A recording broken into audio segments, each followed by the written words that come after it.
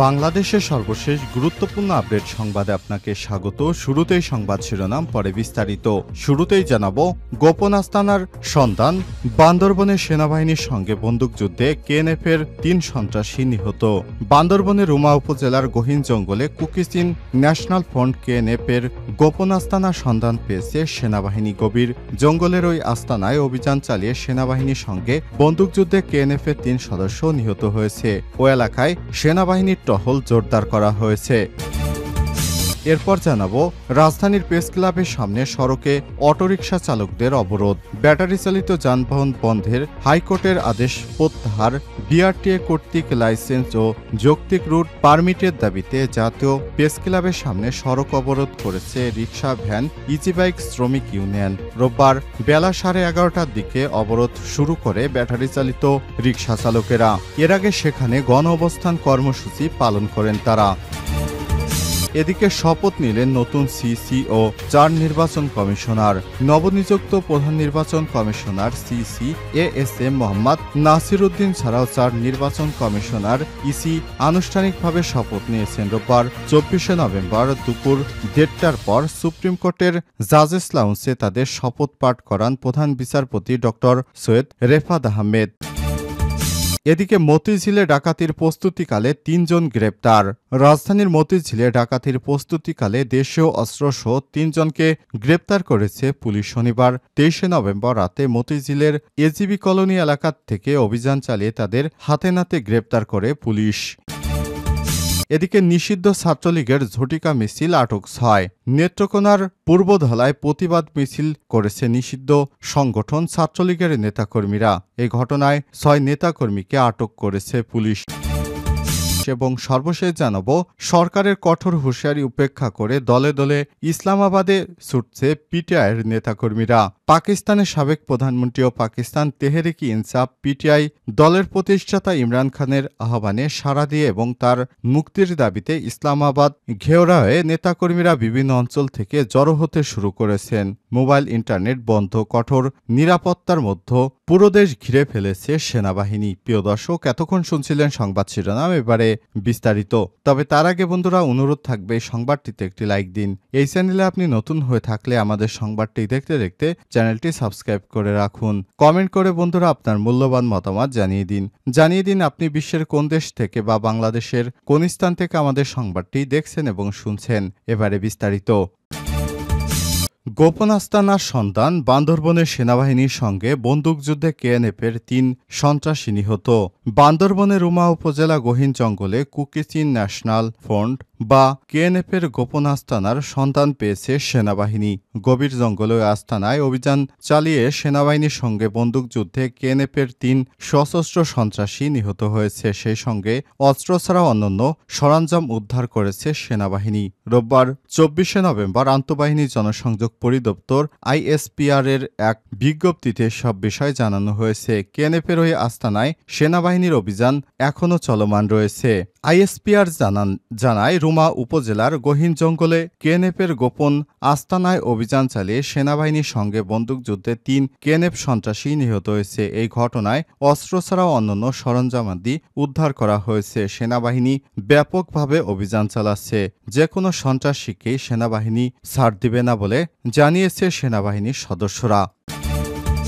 Press ক্লাবের সামনে সড়কে অটোরিকশা চালকদের অবরোধ, ব্যাটারি চালিত যানবাহন বন্ধে হাইকোর্টের আদেশ প্রত্যাহার, বিআরটি কর্তৃক লাইসেন্স ও যৌক্তিক রুট পারমিটের দাবিতে জাতীয় প্রেস ক্লাবের সামনে সড়ক অবরোধ করেছে রিকশা, ভ্যান, ইজিবাইক শ্রমিক ইউনিয়ন। রোববার ২৪শে নভেম্বর বেলা 11:30টার দিকে অবরোধ শুরু করে ব্যাটারি চালিত রিকশা চালকেরা।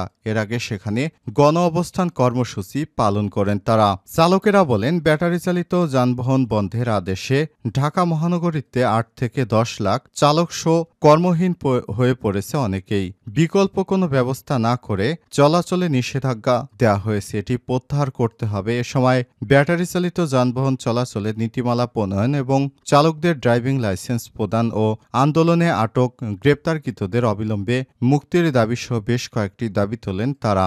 দাবি আদায় না হওয়া পর্যন্ত লাগাতার কর্মসূচি পালনের ঘোষণা দেন তারা। গত 2 দিন কয়েকদিন ধরেই রাজধানীতে ব্যাটারি চালিত রিকশা বন্ধের সিদ্ধান্তের প্রতিবাদে সড়ক এবং রেলপথ আটকে বিক্ষোভ করেছে চালকেরা। শুক্রবার জুরাইনে আইনশৃঙ্খলা রক্ষাকারী বাহিনীর সঙ্গে তাদের পাল্টাপাল্টি পাল্টা ধাওয়া হয়। পরে পরিস্থিতি নিয়ন্ত্রণে ছোড়া হয় টিয়ারশেল। রেল লাইন অবরোধ, পদ্মা সেতু হয়ে রেল যোগাযোগ বন্ধ থাকে 4 ঘণ্টা। এ সময় চালকদের সাথে সেনাবাহিনী ও পুলিশ সদস্যদের ব্যাপক সংঘর্ষের খবর পাওয়া যায়।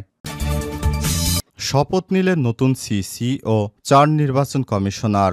নবনিযুক্ত প্রধান নির্বাচন commissioner CC S M Mohammad Nasir Uddin ছাড়াও 4 নির্বাচন কমিশনার ইসি আনুষ্ঠানিকভাবে শপথ নিয়েছেন। রোববার 24শে নভেম্বর দুপুর 1:30টার দিকে সুপ্রিম কোর্টের জাজেস লাউঞ্জে তাদের শপথ পাঠ করান প্রধান বিচারপতি ড.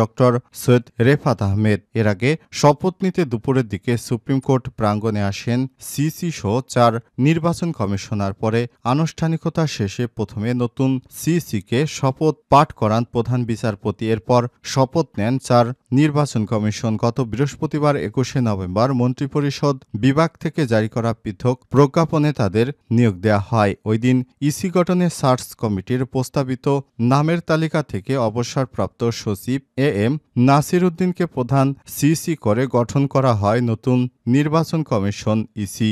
নবনিযুক্ত নির্বাচন কমিশনাররা হলেন অবসরপ্রাপ্ত অতিরিক্ত সচিব মোহাম্মদ আনারুল ইসলাম সরকার, অবসরপ্রাপ্ত জেলা এবং দায়রা জজ আব্দুর রহমান মাসুদ, অবসরপ্রাপ্ত যুগ্ম সচিব বেগম তহমিদা আহমেদ এবং অবসরপ্রাপ্ত ব্রিগেডিয়ার জেনারেল আবুল ফজল মোহাম্মদ সানাউল্লাহ।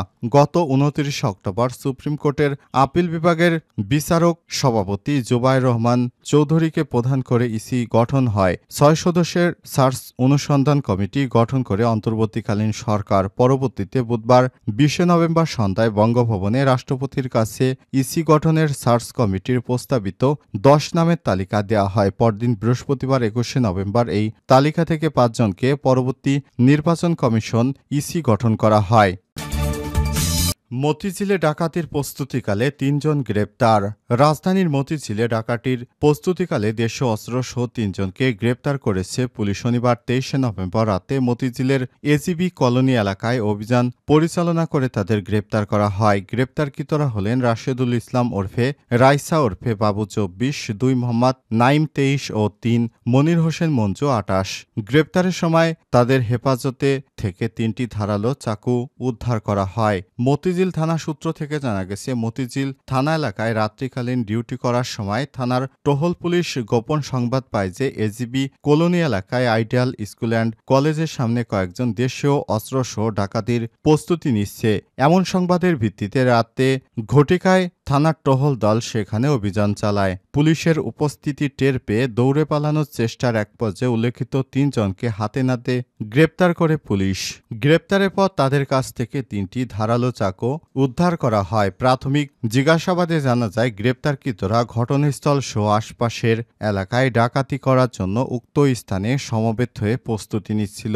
মতিঝিল থানা সূত্র থেকে আরও জানা গেছে, এই ঘটনায় গ্রেপ্তারকৃতদের বিরুদ্ধে মতিঝিল থানায় নিয়মিত মামলা করা হয়েছে। এছাড়াও তাদের বিরুদ্ধে রাজধানীর বিভিন্ন এলাকায় একাধিক মামলা রয়েছে। তাদের বিরুদ্ধে পরবর্তী আইনগত ব্যবস্থা গ্রহণ করা হবে।